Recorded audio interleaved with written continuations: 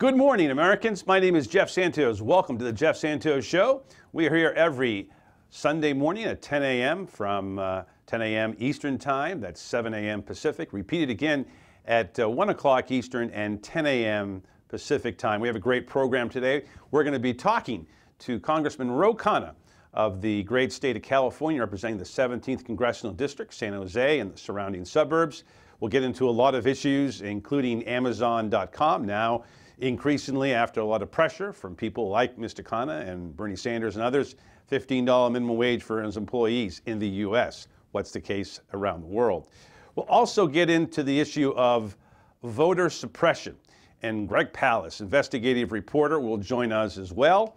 We'll talk about what's happening in Georgia currently with the Secretary of State who's running for governor, Chris Kovac, and a whole slew of other things. All this coming up on the Jeff Santos Show. We're right back after this timeout. Meet the Scam, a simple procedure whose mission is to detect lung cancer early.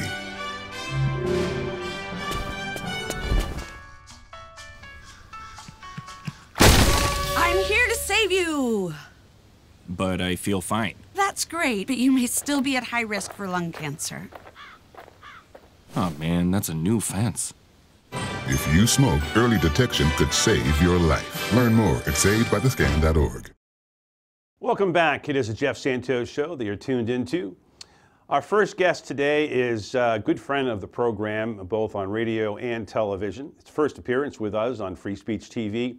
It's a real pleasure to have the congressman from the 17th Congressional District in the great state of California, representing San Jose, Silicon Valley, and the suburbs of Silicon Valley and San Jose. Representative Ro Khanna joins us via Skype today. Congressman, great to have you on.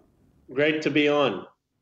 Great to be on. It's great to have you, sir. Well, you have been one of the great champions. Very few members of Congress have tackled Amazon.com. Yourself, Senator Sanders held a press conference a few weeks ago about the real problems that we have with Amazon, not only in terms of destroying, I think, a lot of Main Street and small mom and pop stores, but the fact that they're not paying their employees. Well, a lot of pressure. They're now paying their American employees $15 an hour. The other problem, of course, is that the employees that are overseas, that's a whole different story. But first of all, congratulations on that. And where do we take this story from here? Well, thanks, Jeff. When Senator Sanders and I introduced the Stop Bezos Act 4 weeks ago, we said it's ridiculous that you have workers at a company that is worth $1 trillion and they're not making enough money where they can afford food, that they're relying on food stamps, they're relying on public housing. We said Amazon needs to be paying for that instead of the taxpayer, and we called on Jeff Bezos explicitly to raise wages to $15. It was largely because of the courage of Amazon workers who were sharing the stories of the awful worker conditions in many of these warehouses with Senator Sanders and me, and we're speaking out. As a result, to Amazon's credit, they announced a $15 wage. 350,000 workers are going to get a pay raise as a result of that. They have announced some reduction in bonuses that I wasn't thrilled about, but overall, many, many people are going to get a pay raise. It was a major victory. And now the campaign will go towards pushing Walmart and McDonald's and other companies that are making record profits to say, you've got to pay workers a decent wage. We need to deliver for people who aren't part of the middle class because they're not getting paid fairly. We're speaking with Representative Ro Khanna of California here on the Jeff Santos Show. So if we are to look at this, and I think it's a tremendous amount of work that you, your team, and the staff of Senator Sanders did. But now, when you think of these other companies, particularly when an American company goes overseas, how do we make sure, and I would hope that our allies, particularly in Europe, would be able to sort of, make sure that they're having at least a livable wage of some sort, in those countries. How is that? Because we don't have an administration that really, tackles diplomacy, and uses it. We have a lot of empty embassies with ambassadors yet to be confirmed or not ready for prime time, however you look at it. How is that going to be measured in your in your thoughts? Well, it's a big concern because these companies can go overseas and undercut American workers. And that's why we have pushed as Democrats and progressive Democrats for labor standards and environmental standards to govern any of our trade, that we cannot allow for companies to be importing things into the United States if they're not allowing for collective bargaining, if they're not paying a fair wage overseas, and if it's basically arbitrage where they're making profits over cheaper labor. The other area that we need to address is contractors. Amazon announced a raise for their employees, 350,000 employees, but many of their people who do the work are independent contractors, and those folks often are the most marginalized in our society. They don't get benefits, they don't get a raise, and so we still need to figure out how do we give a greater voice to the contractors in this country. So true. I want to stay on this for a second before we do get to the Kavanaugh, post-Kavanaugh hearings. And that is the concern that we keep hearing. Of course, there's been this week as we tape, there is, a couple of days of the Dow being down, and a little bit further good news today on that. But this whole concept, which I think goes right to the heart of Amazon and other big companies paying their employees less than $15 an hour, is this idea that, oh, it's a great economy, it's tremendous, as Trump would say. And the fact is that people working 2-3 jobs, they work the night shift at 7-Eleven and they go to another place at 9 o'clock in the morning, and then, another job at 6 when that job is finished. You don't get a chance to spend time with your family. The kids don't have a parent, or maybe they have one, but it's really difficult. So I'm wondering, is it really important for not only the Democrats, but I guess for progressives to lead the way to say, look, this is not nirvana here. And I'm not talking about the rock band. We're talking about the fact that a lot of people don't have, a chance to live a normal life of, an 8 to 10 hour workday, and then spend time with their family. It's seemingly almost impossible for, a significant part of the population. Your thoughts? Jeff, you're absolutely right. This is the challenge of our time. Many people don't feel that the American dream is accessible to them. And you have this at a time where some folks are making extraordinary wealth, and no one begrudges them their wealth. If they happen to have a computer when they were 2 years old and figured out new technology and are making an extraordinary amount of money, fine. But what about the rest of Americans? Right. Can't you do right by them? And you have these situations where folks are 2 household incomes. They're both scraping by, making maybe $10, $12 an hour, and there's no childcare in this country. So they often are putting all that they're making just to pay for daycare or childcare. They can't afford preschool because there's no universal preschool, and they're not making enough to afford the rent or to afford basic nutrition for their kids. And they're doing everything right, everything we asked of them. They're working hard. They're working for companies that are succeeding. That is not sustainable in this country. You can't have true democracy when you have such economic disenfranchisement of so many people in the working class. This has to be the central issue of the Democratic Party. How are we going to give people who are working hard a chance at the American dream when they feel that that's slipping away? No doubt. Again, we're speaking with Congressman Ro Khanna of California, a real champion for working class and middle class Americans. We need more people like him in the Congress, and so don't forget to vote on November 6th. For people like Ro Khanna and Bernie Sanders, for that matter. Let me take you to the Kavanaugh thing, but not so much on the real story, which is the outrageous sexism, outrageous sort of ramming through that was done by the Republicans from Mitch McConnell on through. But I want to get to the fact of the complications now that he's on the Supreme Court. He was seated earlier in the week.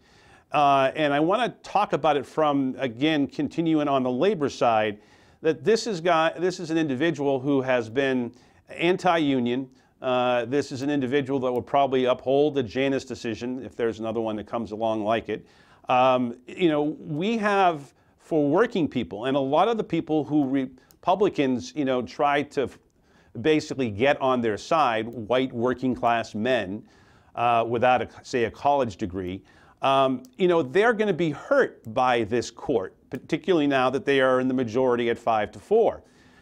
Talk to me about that, because I think that that's not getting reported in mainstream media as much as obviously the real horror story of Roe v. Wade potentially being taken out and many other issues. But this is an issue that doesn't get the news because unfortunately the news doesn't really get economic inequality. Jeff, you're absolutely right. I mean, one of the most appalling decisions Kavanaugh wrote was the SeaWorld decision, right, where there was a trainer who was killed by a whale.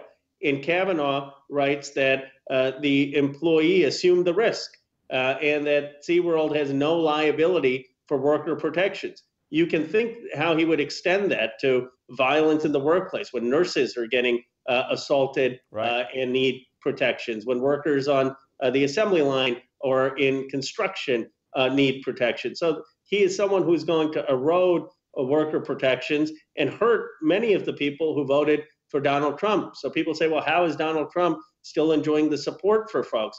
Well, Donald Trump appeals to them on a cultural basis, and that's why he exploits these issues on race with kneeling at the NFL and Pledge of Allegiance and appealing to sort of cultural tribalism. The way I think we beat that kind of a appeal that Trump tried to talk about people being part of his tribe is to talk about how we're going to actually make their lives better, get more money in their pockets, give them more protection and leverage at work. And that's why I have supported in the past Bernie Sanders or the approach of Elizabeth Warren, who are really talking about pocketbook issues and improving the life for folks who don't see access to economic mobility or economic security. Well, as I mentioned before on the radio show, and I think it's exactly the case, you're spot on. And this is how I think you bring together, a rainbow coalition, to borrow it from Reverend Jackson, of African Americans, of Latinos, of white progressives, and so forth, and bringing around labor issues. Again, white working class, African American working class, all get, the same bad wage, and they lack health care for the most part, and so on and so forth. So, I mean, to me, this is exactly where the party needs to go.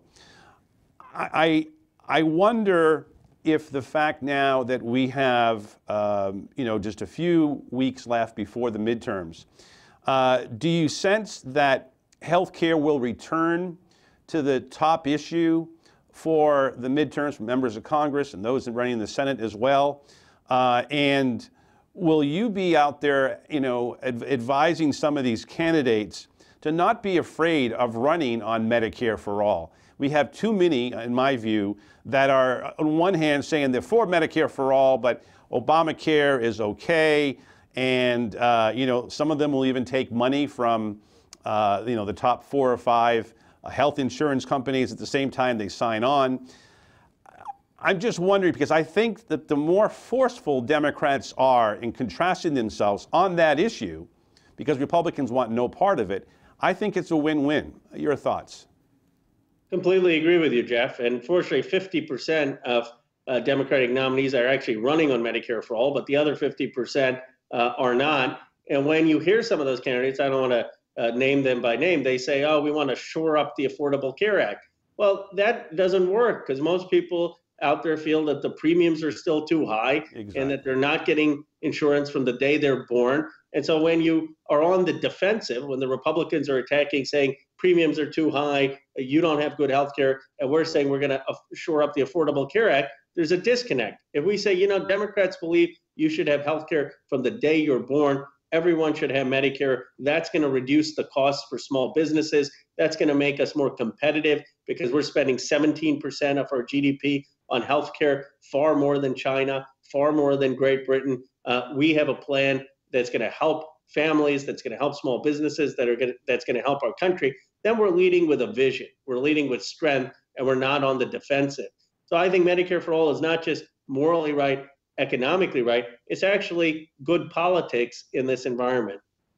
I couldn't agree with you more. I think it makes very little sense to not lead on that. And the other issue, of course, that I think that kind of goes along with this, and you've been there, and I know that you and Senator Warren have talked about the issue of Yemen in terms of Saudi Arabia. And what I'm getting at is that when we spend 60%, we talked to the former Reagan administration official and now with the Center for American Progress, Larry Korb, on the radio show all the time. And, you know, he himself, who come from the Reagan administration here, we're not talking about, doves. The fact is that he believes that we're not rebuilding the country. I always say, why not rebuild, Boston and Baton Rouge and not Baghdad?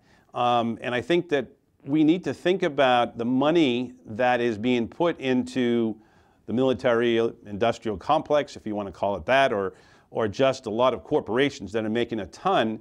In the meantime, we don't have what a lot of Europeans and Canada and Australia have in Medicare for All, or 4 years of free public university, which again a lot of countries have, because we spend so much on the military.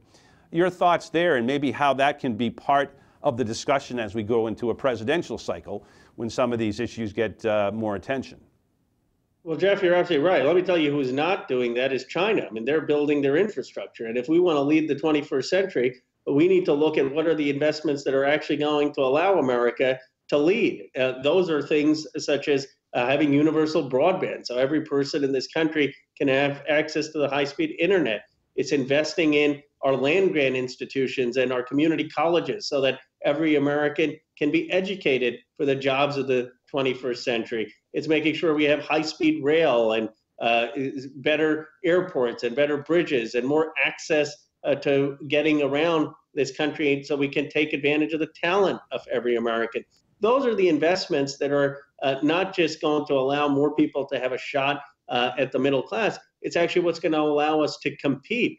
And instead, what we've been doing in this nation for the past 20 years is sinking trillions of dollars into the Middle East in wars that are unwinnable, which is making us less safe, more of a target. And by the way, Russia, China, no other power is doing that. The reason they're not doing that is it's not in our self-interest. They realize it's not in their self-interest. So this is something I think is bipartisan. You talk to people on the far right, far left, they're weary of war. They want us to invest in our own country, build our own resources, build our nation.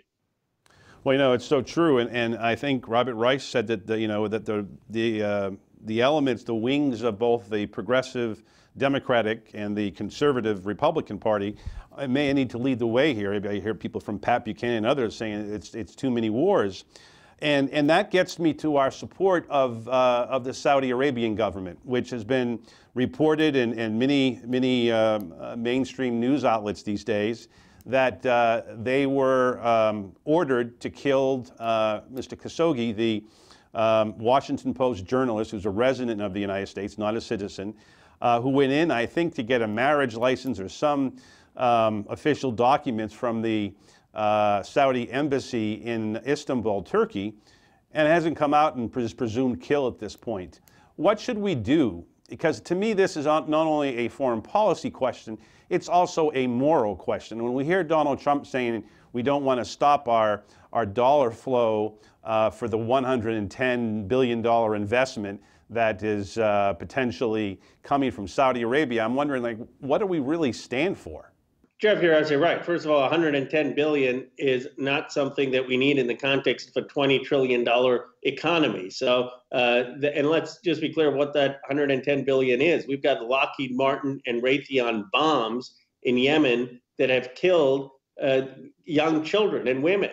That's not something that is consistent with our values, and it's not in our interests. We don't want a whole generation of Yemenis associating America with bombs as opposed to associating us with our Constitution, our Declaration of Independence, and our ideals. And then the president is just peddling falsehoods. This idea that if the Saudis don't buy from us, they're going to go buy from China and Russia is false because it takes decades to switch over a system. It's as if you were on Apple and you had your Apple iPhone and Apple computer, you can't just suddenly switch over to Windows. There's interoperability of systems. So if we stop supplying the Saudis, they're not going to be able to carry out the war in Yemen. And the president knows this. His team knows this. They can't just switch over to China or Russia. So I think what we need is a foreign policy based on our values and also our self-interest that recognizes that Americans have absolutely no stake in a Yemeni civil war, a proxy war between Saudi Arabia and Iran. Congressman Ro Khanna, it is a pleasure to have you on. We have to do this again. Of course, we look forward to having you on the radio show sometime soon as well. Of course, revolutionradionetwork.com. Congressman, have yourself a good weekend. We thank you for spending time with us today, and thank you for fighting for all of us here in the United States. Well, Jeff, thank you for your show, and it's a real pleasure to be able to talk substance and issues. A lot of times you go on other shows and they just want to know what the poll numbers are on the generic ballot, and I think you're doing a great service to our electorate by really diving into the substance of so many of these key issues and the complexity of these issues.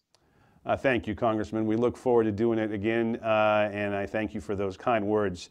Congressman Ro Khanna, a great patriot, a great congressman, and we need more like him. Hopefully we will get more in November on Election Day. Thank you, Congressman. Have yourself a good one.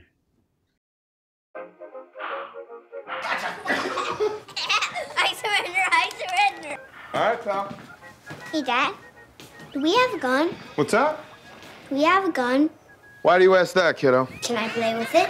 No, absolutely not. It's not a toy. You know that. Anyway, I need it to protect you, your sister, and Mom. But what about the 8 kids who get shot every day by mistake?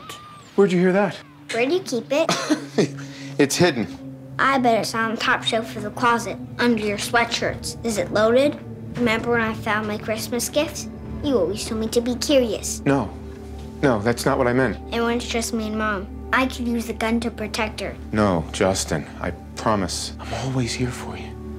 But Dad, you're not always here. Sunshine through today with seasonal temperatures. We should reach our normal high of about 82 degrees by this afternoon. Clear skies tonight with a low near 70.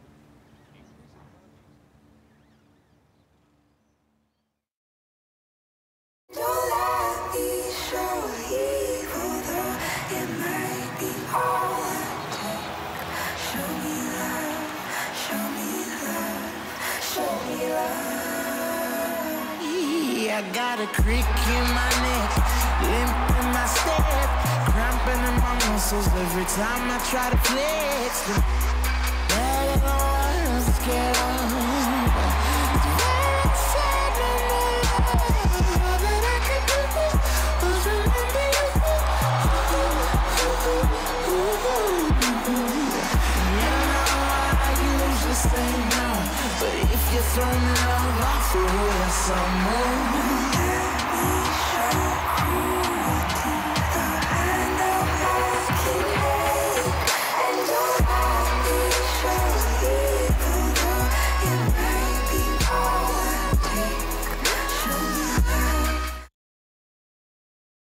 Hey, look, it's those guys. What's up? What's happening today? Let's do those pearly whites, man. Yeah! The boys, check it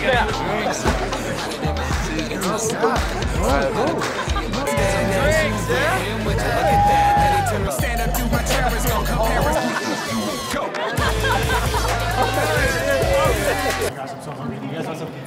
Ooh, cute. Are you good to drive? I'm fine. Hey girl, what's up? What's the name? What's good? What's up? How many did you have? I should be fine. You should be. Sir, go and step out of the vehicle for me. Yes, sir. See ya, buddy.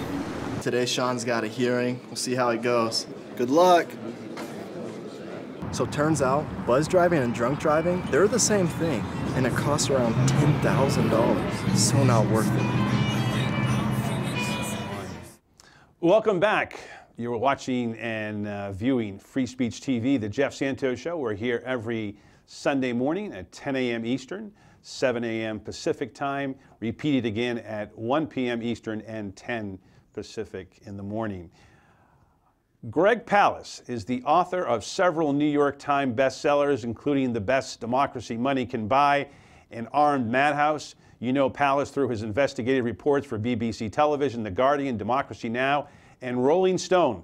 Palast released a post-election update of his film, The Best Democracy Money Can Buy, The Case of the Stolen Election. You can get the film on Amazon and Prime or at gregpalast.com. It is so great to have our good friend, the investigative reporter when it comes to voting abuse in the United States of America. It's great to have Greg Palast back with us. Greg, hope you're doing well. Great to have you on Free Speech TV.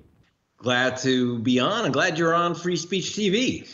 It's great. It's great to be back. It's been about a year and a half, and we're very excited to be bringing guests like you to the 40 million people who have an opportunity to watch Free Speech TV every day.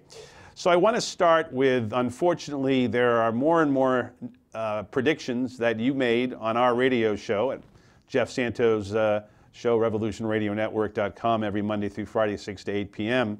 on that website. You talked about the problems in Georgia yesterday. CNN reports more problems between the former Secretary of State, now candidate for governor, Mr. Kemp.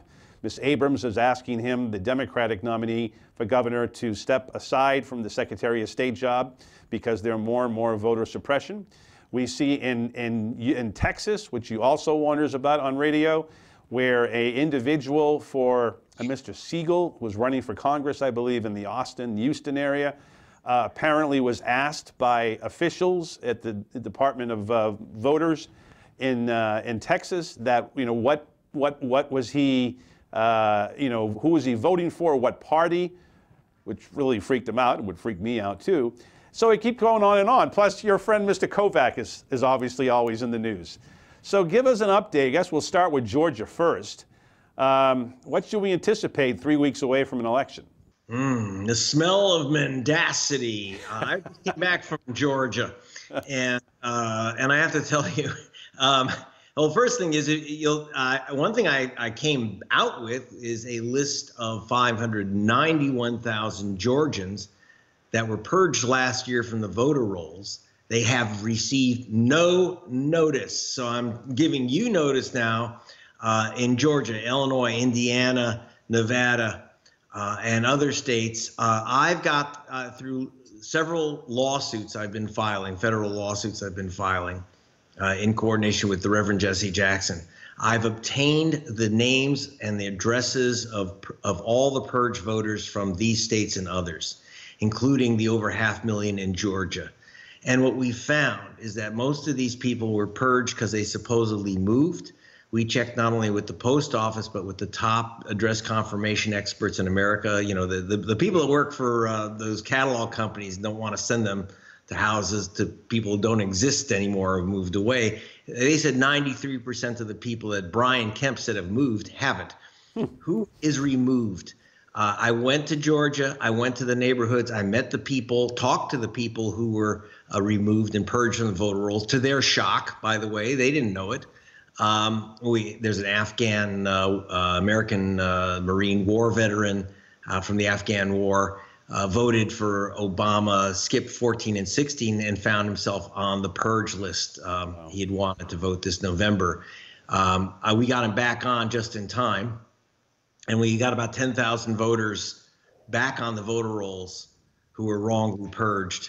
But that still left about 500,000 who are in deep trouble if they show up on November 6th. That's Georgia. And that was done by Brian Kemp.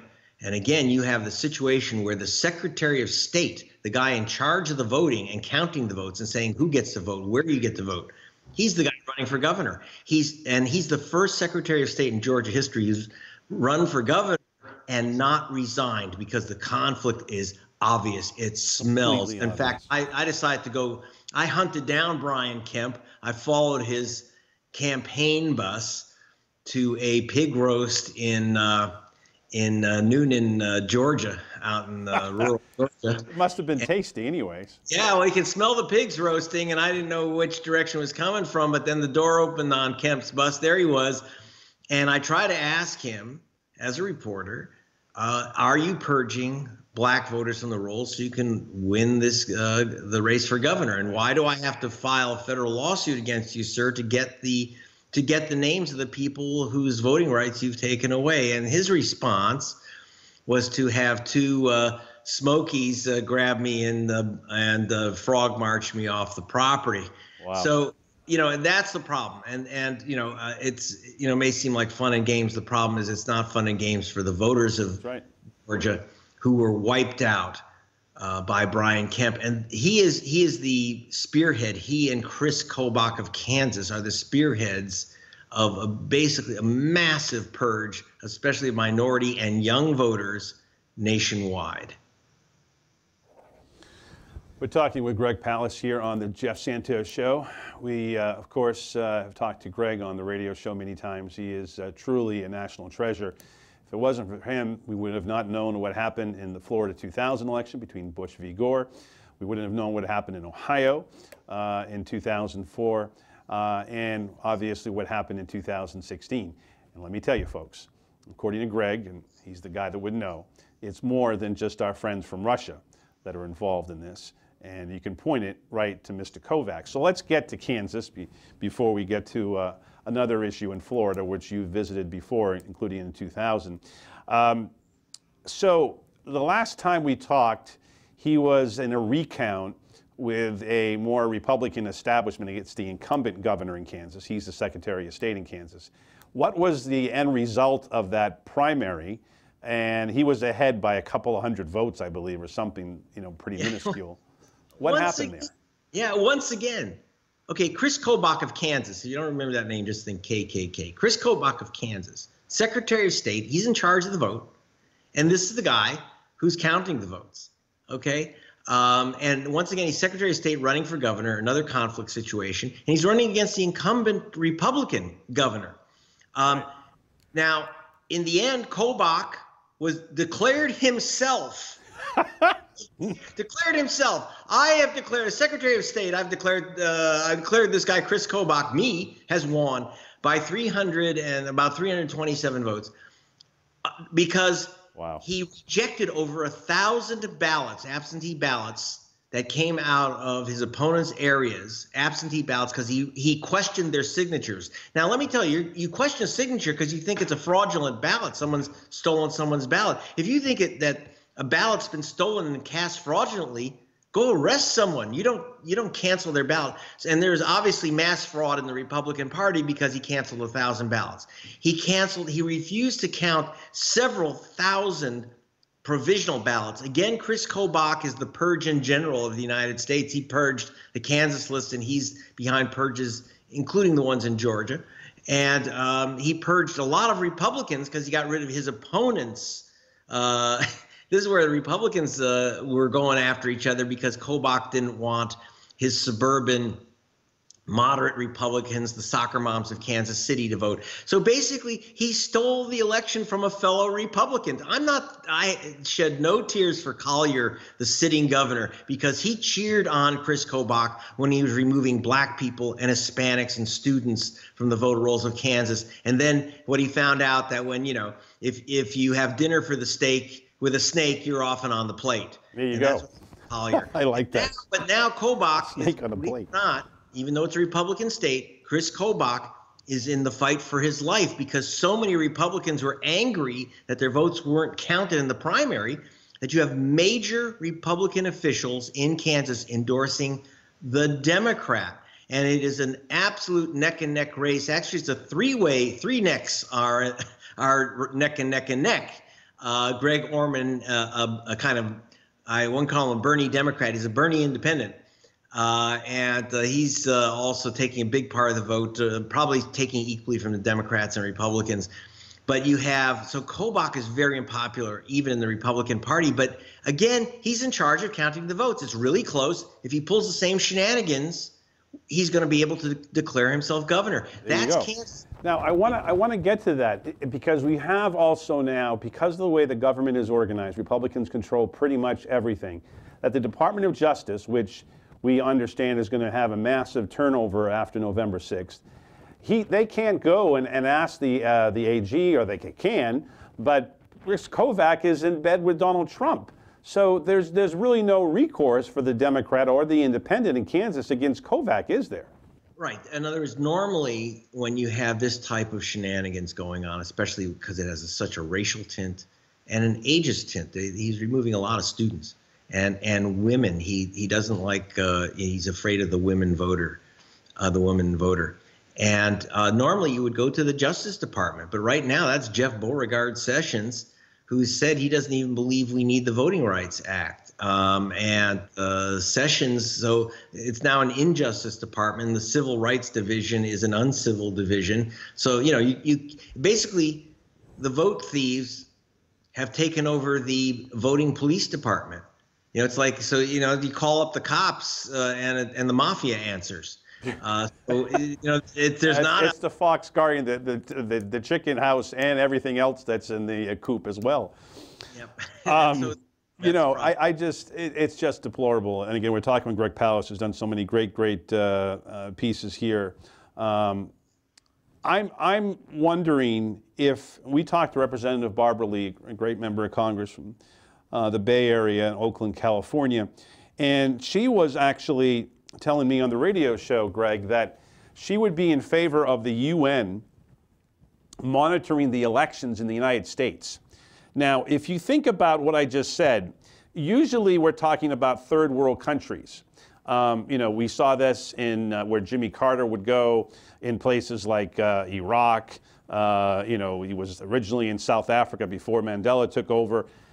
But this is the United States of America, the so-called shining country on the hill that Ronald Reagan talked about. But I think that may be the only way to get a fair and free election in many states in this country.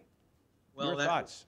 That's not possible because Jimmy Carter, who is in Georgia and has talked about this, has said that, when you have international observers, like from the Carter Center or the UN observers, there is a requirement that you have a minimum standard of democratic operation. He said the United States does not qualify for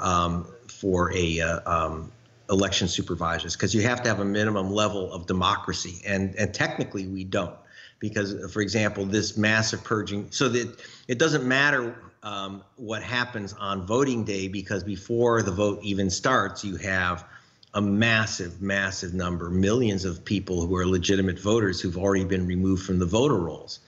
And therefore, it's impossible to use election day monitoring. So Carter says it can't be done. You actually have to have some level of democracy to even to. Oh my God. We don't really have. It's not real elections from his view. When you have the guy in charge of the elections, who's also the guy running for office, whether it's Kobach or it's Kemp or it's Houston in Ohio, and you see this all over, but with the GOP operatives, that's not democracy.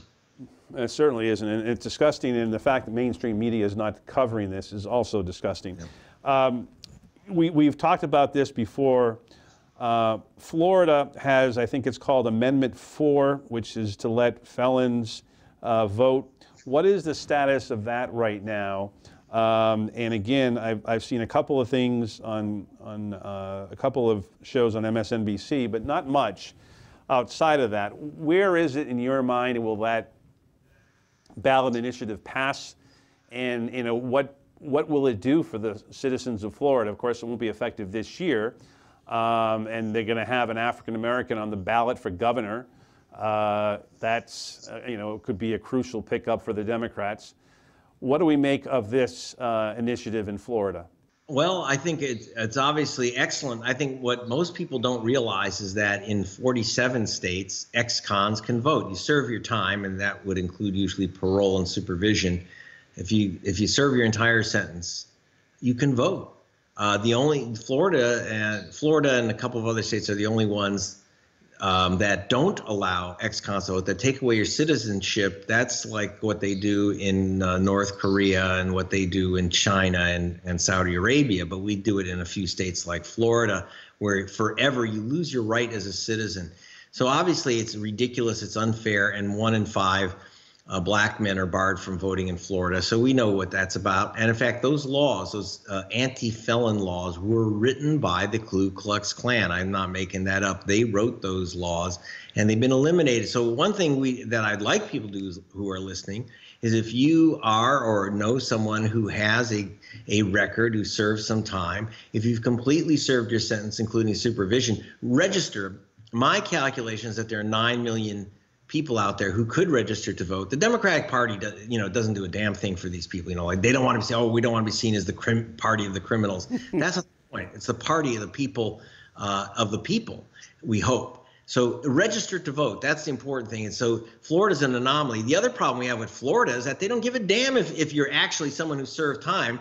If you are a black person, you're already suspect. If you remember, I got into this game of hunting for illegal vote purges back in 2000 when I was with The Guardian and BBC Television, and I learned, and I was able to get the discs from the offices of Catherine Harris, then the Secretary of State, of the felons that she had purged from the voter rolls, people that she said had been in prison and therefore couldn't vote. And I want to tell you, out of 58,000 names that I received, not one, and I want to repeat this, not a single one, not one, was an illegal voter. Not one. They said Willie, for example, on camera, I got a guy, Willie Steen, a nice young African American, Gulf War veteran, something that our president didn't serve in the military, and certainly our current president don't. Dodger, yes. And so, here you have a veteran. He said he's never even gotten a traffic ticket, and he was told he couldn't vote because he was a felon. We got him back on the voter rolls. Then they removed him in 2004. Again, same thing, because they matched Willie Steen with Willie Osteen, a white guy who committed a crime in Ohio. That's the games that they play in Florida. And I got more messages this year already of people removed from the voter rolls because they had, basically their crime was voting while black. They were tagged as felons. They've never served a day in any prison. And this is the game that is being played throughout. And that's being done in Georgia too. Georgia is infamous for removing people as felons who aren't. I got just a minute or two left here, Greg. Just quickly, what happened the other day in Texas when an individual representing a candidate for Congress was asked, why are you here? But this was by law enforcement, by the way. What party is he with, and so forth. This is obviously sounding both threatening and illegal. What can be done if this happens to any voter who's watching our show right now? What is the recourse for he or she? 1-800-OUR-VOTE. 1-800-OUR-VOTE. You call that, and there's lawyers standing by. We got to stop this stuff. That's the other reason to arrive, as my co-plaintiff in the lawsuits I've filed, Reverend Jesse Jackson, says, arrive with 5. Not only do you obviously increase your voting power, but when they tell you, oh, we're going to give you a provisional ballot, and you say, don't give me one of those placebo ballots. When the cops harass you, someone immediately should turn on their phone and Facebook Live on the spot. And what you got to do is that backs them off. And that's the only thing you can do, is back them off. Say, we're calling our lawyers at 1-800-OUR-VOTE. We are calling and we're putting you on Facebook Live at this moment. Smile for the cameras. We got to do more. Sure, you look good. I think that's a great idea. Again, that's 1-800-OUR-VOTE, folks. Also, I want to ask you, in our final seconds here, do you sense that we are at a point where we can basically have a same-day registration ballot across the country? Because I think today, as we talk on this, several days before air, that I think New York is last day to register for November 6th, which today is the 12th. I think Massachusetts is 20 days out. These are two so-called progressive states, but yet, it's getting ridiculous. And I know Massachusetts and the Secretary of State Galvin is trying to bring it to same-day registration, but there's only a handful of places that this is happening in the country, correct? Yeah, and you have to understand, a lot of the foot dragging is from Democratic incumbents. I mean, you have Andrew Cuomo, who really, for example, New York is one of the only states that does not have early voting. Yeah, You that's can right. believe it. That's because early voting means student voting, means black voting, and the Democratic incumbents really don't want black people or young people to vote. Same in California. We've had a law here since 2012. Believe it or not, California has same-day voting, but it's a secret. No one knows about it. No one knows how to do it. I'm in Los Angeles County. That you have to comply with the law. Los Angeles County has a single place where you can register on Election Day in this little place called Norwalk, which is about a 3-hour drive from some parts of Los Angeles. Yeah, no, I knew it well. That's so. I get 15 seconds. 1-800-OUR-VOTE. If people want to go to your website, Greg Palast. GregPalast.com, GregPalast. Look up your name if you're in Illinois, Indiana, Nevada, Georgia. We're going to have a whole bunch of other states. GregPalast.com. Look up your name, and you've got in Illinois and Nevada, you still have time to register to vote. Please go to GregPalast.com and send anyone you know in the states we'll have listed to save their vote. Yep, definitely. Thank you, Greg, as well. You're a national treasure. Thank you, my friend, for being on today. We'll talk to you on the radio in the coming weeks as well. You got me. Thanks, Jeff. Thank you, Greg. Greg Palast, right here on the Jeff Santos Show on Free Speech TV. We're right back after this timeout. Bye-bye. Hi. Hoping for a crisp breeze to help keep you alert. Oh, he took a sip of water too. That'll probably help. You were probably gonna turn down the radio too, so you could focus, right? Probably okay isn't okay. Right? If you see a warning sign, stop and call a cab, a car, or a friend. I think the water line is what really drove it home. I blew on him. They call me Prince like I'm royalty or something. But the places I've lived ain't no palaces. So I don't need grilled salmon or a new scratching post. Just give me a cardboard box and a can of tuna and we're good. You can even change my name. I'm cool being the kitty formerly known as Prince.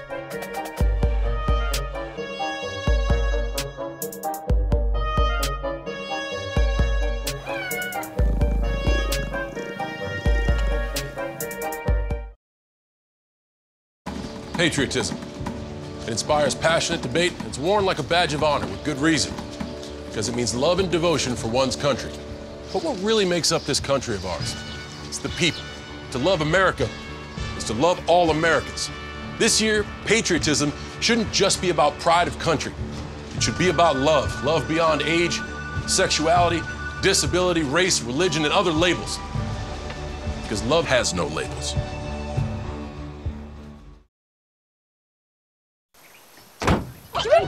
They'll test you. Try to break your will. But however loud the loudness gets, however many cheese puffs may fly, you're the driver, the one in control. Stand firm. Just wait. And move only when you hear the click that says they're buckled in for the drive. Never give up till they buckle up.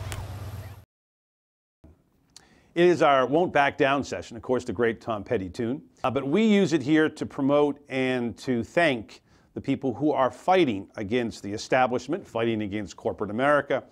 And I want to start with people, you have to figure it out, labor is important to the democracy of this country. Here in Massachusetts, we have a ballot initiative to vote yes on one, which I urge you to do if you live in the Commonwealth of Massachusetts. That is safe patient limits, giving nurses the opportunity to have a one-on-one, more than 2 minutes with an actual patient. There is an initiative to make sure that that is the case. And our friends in California, the nurses at National Nurses United, a sponsor of this very TV show and the Jeff Santos radio show that you can watch, here I should say, on revolutionradionetwork.com, 6 to 8 Monday through Friday Eastern Time. They are an alliance with the Mass Nurses Association in telling the truth that California has the best ratio of nurses per patient in the country, the only state that has done that. And they are together volunteering. One of them was on my radio show last evening to talk about this idea of voting yes on one. And they are getting outspent by corporate hospital associations dollars 5-1. They're not going to back down.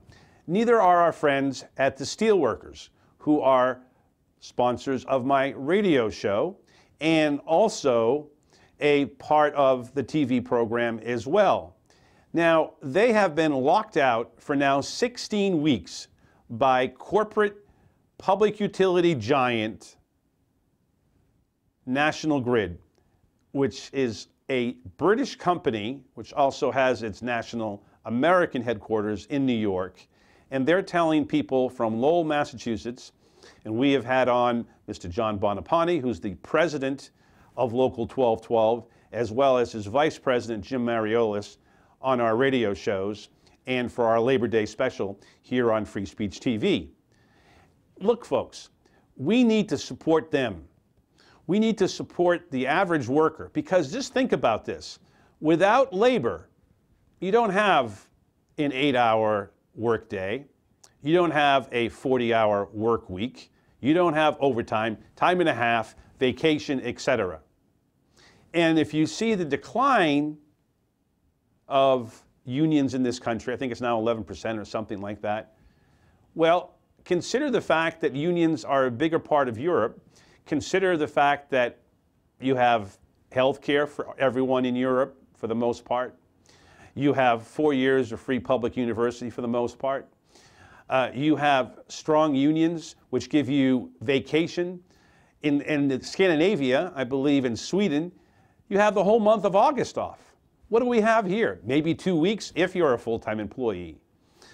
That's because there's not a strength of unions. So as we look to stop the destruction of unions, pitting older workers versus younger workers, which is what National Grid and mainly a lot of corporations are trying to do to the steel workers and many other unions, until we can stop and start defending unions, it's going to be critical if we want to defend the American democracy. My name is Jeff Santos. You're watching The Jeff Santos Show on Free Speech TV. Hey guys, how are you today? Good. I'm here to talk about how with technology you can make amazing worlds. Come with me. My team and I bring the Halo world to life. Is that you? That is me. I wasn't a math genius and I knew nothing about coding. But you guys do. You guys have the power to change things. I want your job. I want you to have my job.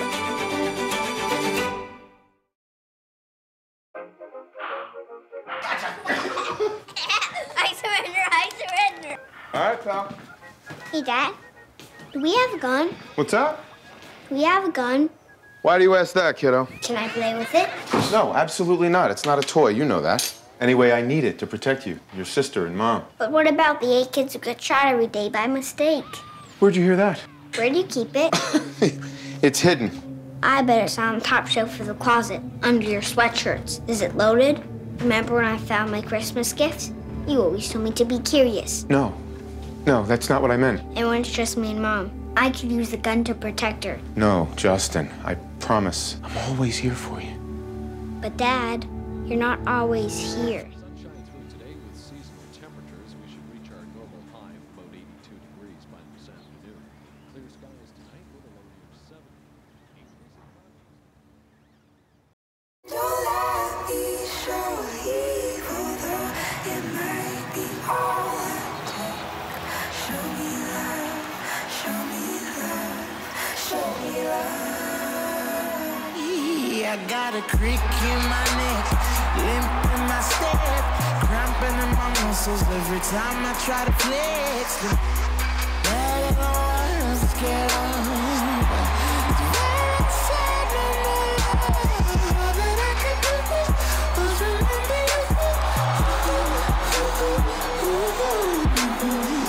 You know I usually say But if you throw me love, I'll throw you some more. Let me show cruelty, the hand of love can hate. And don't let me show evil, though it might be all I take. Show me love. Welcome back. It has been a great hour to spend with all of you.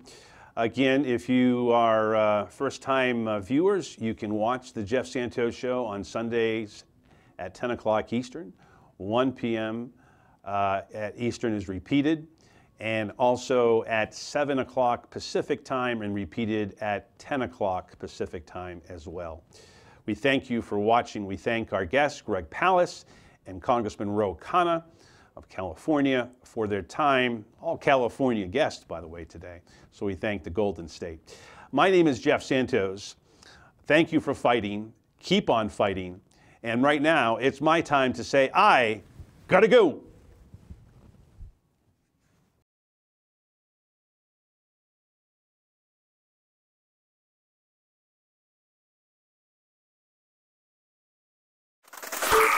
You